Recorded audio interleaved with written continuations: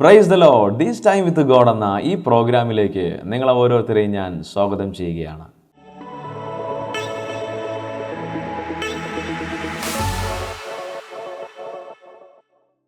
ഹബക്കൂക്കിന്റെ പുസ്തകം 2-ാം അധ്യായം അതിൻ്റെ 9-ാമത്തെ വാക്യത്തിൽ ഇങ്ങനെ പറയുന്നു: അനർത്ഥത്തിൽ നിന്ന് വിടിവിക്കപ്പെടുവാൻ തക്കവണ്ണം ഉയരത്തിൽ കൂടുവയ്ക്കേണ്ടതിന് തൻ്റെ വീടിന് വേണ്ടി ദുരാദായം ആഗ്രഹിക്കുന്നവന് അയ്യോ കഷ്ടം. അതേ പ്രിയമുള്ളവരെ, അനർത്ഥത്തിൽ നിന്ന് വിടിവിക്കപ്പെടുവാൻ നമ്മുടെ ജീവിതത്തിൽ വരുന്ന, നമ്മുടെ കുടുംബത്തിൽ വരുന്ന, നമ്മുടെ ഭവനത്തിലെ വ്യക്തി ജീവിതങ്ങൾക്ക് വരുന്ന അനർത്ഥത്തിൽ നിന്നൊക്കെയും വിടുതൽ പ്രാപിക്കുവാൻ വേണ്ടി നമ്മൾ ദുരാദായം ആഗ്രഹിക്കുന്നുവെങ്കിൽ അവന് അയ്യോ കഷ്ടമെന്ന് തിരുവചനം നമ്മളെ പഠിപ്പിക്കുന്നു.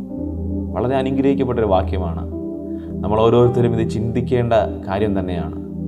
നമ്മുടെ ജീവിതത്തിൽ എന്തെല്ലാം നന്മയുണ്ടെങ്കിലും, എന്തെല്ലാം നേട്ടങ്ങളുണ്ടെങ്കിലും, എന്തെല്ലാം സമ്പത്തുണ്ടെങ്കിലും, ഏതെല്ലാം തരത്തിൽ മേന്മ നമുക്ക് പറയാനുണ്ടോ അതൊക്കെ ഉണ്ടെങ്കിലും, അതൊക്കെയും ദുരാദായമായിട്ടാണ് നമ്മൾ നേടിയെടുത്തതെങ്കിൽ അതൊരിക്കലും നമ്മുടെ ജീവിതത്തിൽ അത് പ്രയോജനകരമായി തീരുകയില്ല. അങ്ങനെയുള്ള മനുഷ്യന് അയ്യോ കഷ്ടമെന്ന് തിരുവചനം നമ്മളെ പഠിപ്പിക്കുന്നു. ചിലരൊക്കെയുണ്ട്, തൻ്റെ കുടുംബത്തിന് വേണ്ടി കൈക്കൂലി വാങ്ങുന്നവർ, തൻ്റെ കുടുംബത്തിന് വേണ്ടി മറ്റുള്ളവരുടെ സമ്പത്തിനെ പിടിച്ചു വയ്ക്കുന്നവർ. അവരൊക്കെയും ചിന്തിക്കുന്നു, ഈ സമ്പത്തൊക്കെയും അല്ലെങ്കിൽ അന്യായമായി വാങ്ങുന്ന ഈ കൈക്കൂലിയും അതുപോലുള്ള സമ്പത്തുകളൊക്കെയും അവരുടെ അനർത്ഥ ദിവസത്തിൽ അവർക്ക് ഉപകാരപ്പെടുമെന്ന് ചിലപ്പോൾ അവർ ചിന്തിച്ചിരിക്കാം. പക്ഷേ തിരുവചനം പറയുന്നു, അങ്ങനെയുള്ളവന് അയ്യോ കഷ്ടം. പ്രിയമുള്ളവരെ, നമ്മുടെ ജീവിതത്തിൽ ദൈവം നമ്മോടൊപ്പം ഉണ്ടെങ്കിൽ ഒരിക്കലും നമ്മുടെ അനർത്ഥ ദിവസങ്ങളിൽ അവൻ നമ്മെ മറന്നു കളയുന്നൊരു ദൈവമല്ല.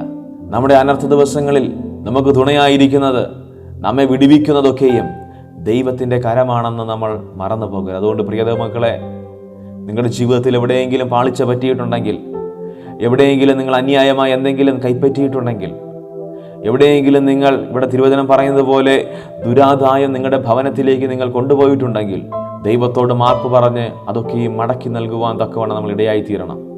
നമ്മുടെ ജീവിതത്തിൽ നിരപ്പിൻ്റെ അനുഭവത്തിലേക്ക് നമ്മൾ കടന്നു വരണം.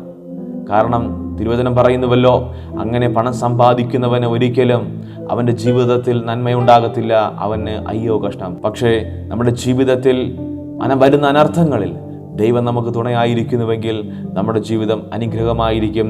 ആ അനർത്ഥത്തിൽ നിന്ന് നമ്മളെ ദൈവം വിടുവിക്കുവാൻ തക്കവണ്ണം ഇടയായിത്തീരും.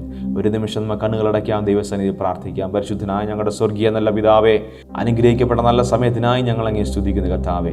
ഇന്ന് ഈ സന്ദേശം കണ്ടുകൊണ്ടിരിക്കുന്ന ആരെങ്കിലും ദുരാദായം നേടിയിട്ടുണ്ടെങ്കിൽ കർത്താവേ, അവരോട് ക്ഷമിക്കണമേ. നിരപ്പ് പ്രാപിക്കുവാനുള്ള സാഹചര്യങ്ങളെ കർത്താവേ അങ്ങ് ഒരുക്കി നൽകണമെന്ന് പ്രാർത്ഥിക്കുന്നു. ദുരാദായ നിമിത്തം തൻ്റെ കുടുംബത്തിന് ഒരിക്കലും ഒരു വിടുതൽ ലഭിക്കുകയില്ല എന്ന് മനസ്സിലാക്കി ദൈവത്തിൽ മാത്രം ആശ്രയം വച്ചിരുന്നാൽ നമ്മുടെ കഷ്ടതയിൽ നിന്ന്, നമ്മുടെ അനർത്ഥത്തിൽ നിന്നൊക്കെയും ദൈവം നമുക്ക് വിടുതൽ നൽകുമെന്നുള്ള ഉറപ്പും ധൈര്യവുമുള്ളവരായിരിക്കുവാൻ ഞങ്ങളെ ഓരോരുത്തരെയും കർത്താവെ അങ്ങ് ഒരുക്കുന്ന നല്ല കൃപയ്ക്കായി ഞങ്ങൾ അങ്ങേ സ്തുതിക്കുന്നു. സർവ്വതും അങ്ങയുടെ കരങ്ങളിലേക്ക് ഏൽപ്പിച്ച് പ്രാർത്ഥിക്കുന്നു. പ്രാർത്ഥന കേട്ടതിനായി സ്തോത്രം. യേശു ക്രിസ്തുവിന്റെ നാമത്തിൽ തന്നെ ആമേൻ. God bless you all.